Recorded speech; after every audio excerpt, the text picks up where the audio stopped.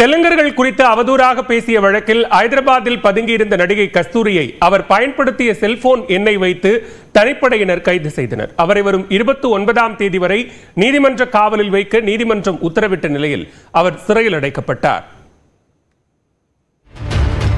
ஒருத்தனை உணர்வை அழிப்பதும் அடையாளத்தை அழிப்பதும் இனப்படுகொலைதான்.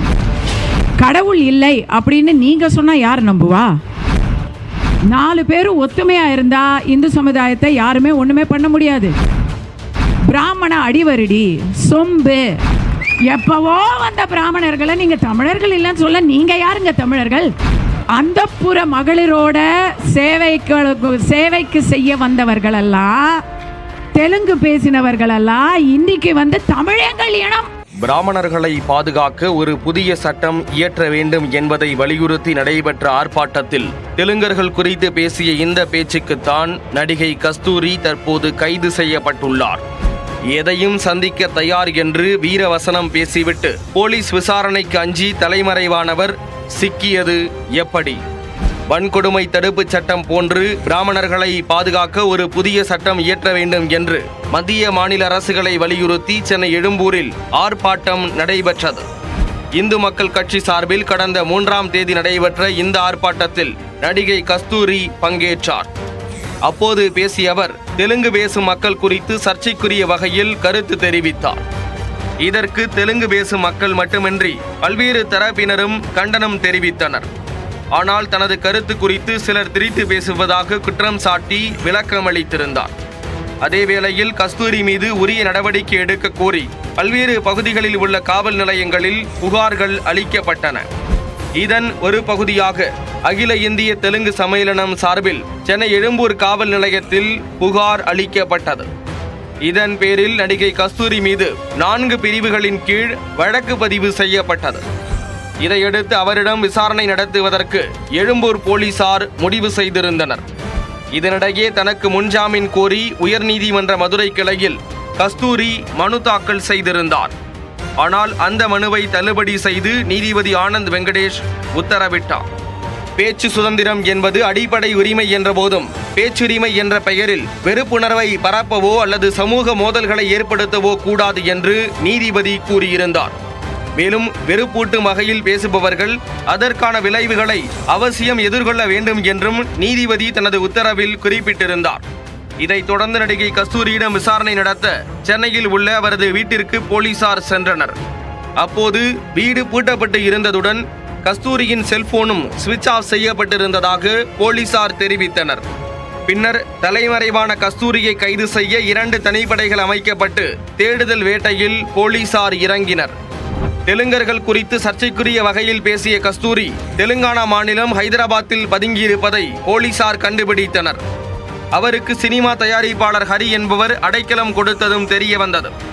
இதையடுத்து ஹரியின் வீட்டிற்கு போலீசார் சென்றதும் உள்ளே இருந்த கஸ்தூரி நீண்ட நேரம் கதவை திறக்காமல் பதுங்கியிருந்ததாக கூறப்படுகிறது.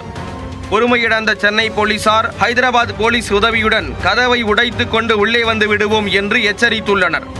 இதனால் வேறு வழியின்றி கதவை திறந்து கஸ்தூரி வெளியே வந்துள்ளார். தலைமறைவாகி தொடர்ந்து போக்கு காட்டி வந்த கஸ்தூரியை சென்னை போலீசார் கைது செய்தனர். தனக்கு எதிராக போலீசார் வழக்கு பதிவு செய்ததும் விசாரணைக்கு பயந்து தனது செல்போனை சுவிட்ச் ஆஃப் செய்தது தெரிய வந்தது. பின்னர் தலைமறைவான கஸ்தூரி தயாரிப்பாளர் ஹரியின் செல்போன் எண்ணை பயன்படுத்தி வந்துள்ளார். ஹைதராபாத்தில் வெளியே செல்லாமல் வீட்டுக்குள்ளேயே பதுங்கியிருந்த கஸ்தூரி ஹரியின் செல்போன் எண்ணை பயன்படுத்தியே மற்ற நபர்களுடன் பேசி வந்ததும் அம்பலமானது. இதை ட்ராக் செய்த சென்னை போலீசார் தலைமறைவாக இருந்த நடிகை கஸ்தூரியை கட்டம் போட்டு கைது செய்துள்ளனர்.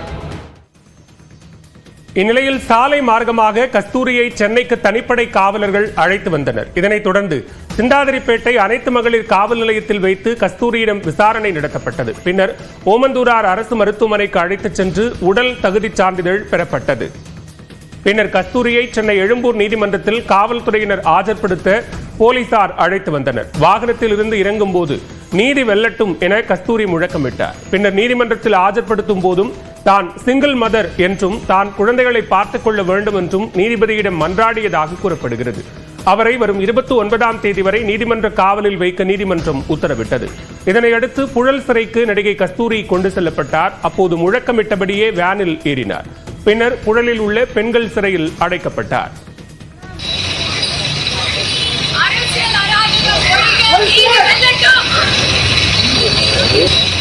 இந்நிலையில் புதுக்கோட்டையில் பாஜக நிர்வாகியின் இல்ல நிகழ்ச்சியில் கலந்து கொண்ட பின்னர் செய்தியாளர்களை சந்தித்த மாநில ஒருங்கிணைப்பு குழு தலைவர் எச். ராஜா, பிரதமரை தரக்குறைவாக பேசிய அமைச்சர் தாமோ அன்பரசனை கைது செய்யாமல் அமைச்சரவையில் வைத்திருப்பதாகவும், ஆனால் கஸ்தூரியை மட்டும் காவல்துறை கைது செய்திருப்பதாகவும் கூறினார். மேலும் கஸ்தூரியின் பாதுகாப்பை நீதிமன்றம் உறுதி செய்ய வேண்டும் என்றும் எச். ராஜா கூறினார்.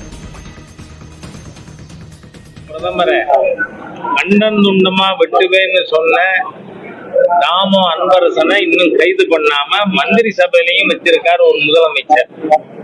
ஒரு முறைகேடான அரசாங்கம் இது.